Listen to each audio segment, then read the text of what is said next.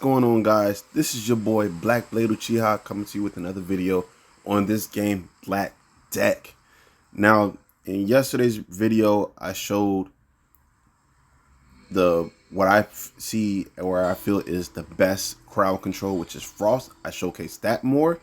So today, I want to go more over the shock portion of crowd control. Okay, so let's go ahead and go to campaign. Excuse me.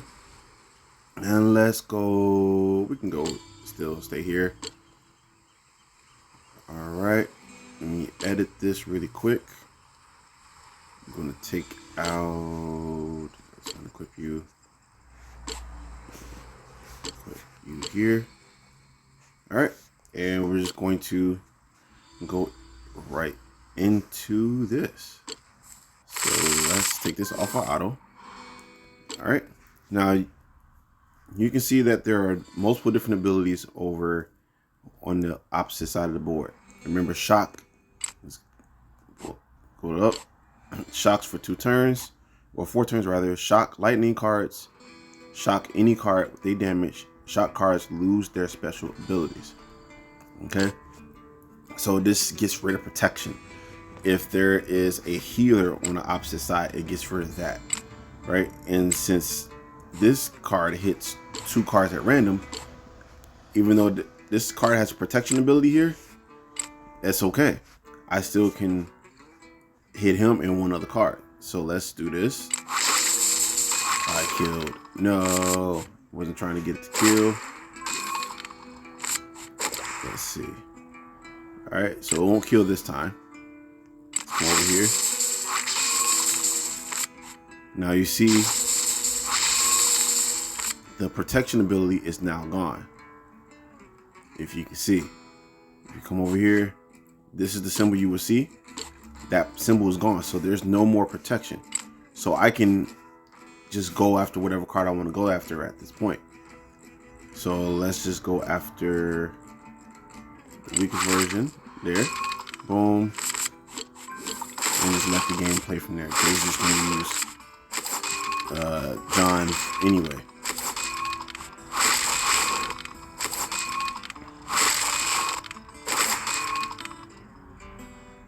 And boom. So that's what you saw with the Sea Dragon. What you saw with Sea Dragon is how shock works.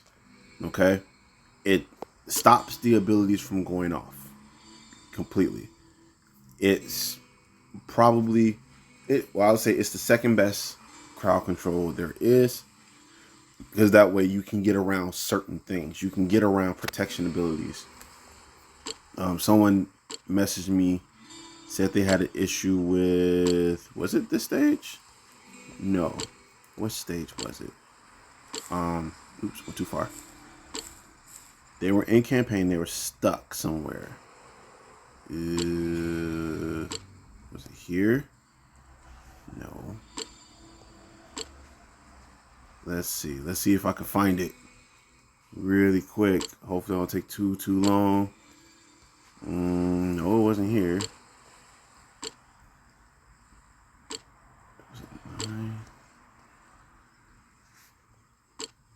They were stuck on one of these stages, and pretty much there was a bunch of protection all around on the entire board. It's just nothing but protection the whole time. So he had an issue, or they had an issue getting around that. And one of the things I did mention was there are certain artifacts that you can use to get around it, that you can equip. I think it's Serene artifact that helps you get around stuff like that. Okay, I'm not stuck. Just so you know, I'm not stuck here. I just haven't finished it. Okay, but excuse me. I'm also sure that's what I want to show you for the shock portion of everything, because as you saw, shocking does work tremendously well. It helps a lot. So I'm just going to do this a little faster this time and just let it do its thing. Let's see what. And you guys can see it just interact. See it interact. while this is happening.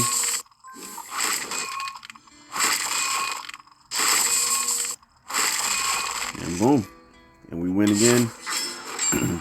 But together, Frost and Shock cards together are very, very, very, very good. They're phenomenal working with each other, and they're really good at getting the job done and controlling the board. Shocking just to shut off abilities like debuffs and buffs and protection, and the Frost to just stop them from completely attacking. And that way, if you have melee cards on your team, or in your deck rather, then they don't take damage when they attack them. So it's a strategy game that you have to play within the game. It's worth doing it.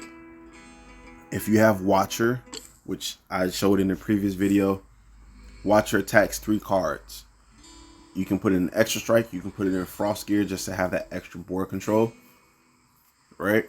You have that extra board control. It freezes 3 targets, which is half the board without the Extra Strike artifacts. And you can still put on another set of artifacts. I'm gonna just pull this up like this, just so I can show you. It is called the Furious set, and this is pretty much like Retaliation but weaker. And if that card receives damage from an attack, then they're going to retaliate and do the damage right back at 10% of the damage that they receive. Right? So, with that being said, as long as they survive, they will send that damage back, and you have something like, you know, Sea Dragon or a Skeletal Dragon or what have you. You're going to see dividends. And as far as like how much damage is being output towards the opposing team or opposing deck, so that way you can get the job done a lot more efficiently. But those 2, Shock and Frost, like I said, are the best 2.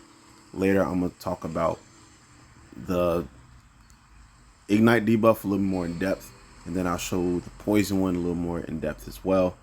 And that's the end of today's video. Don't forget to like, comment, subscribe. Holla back at your boy. Peace.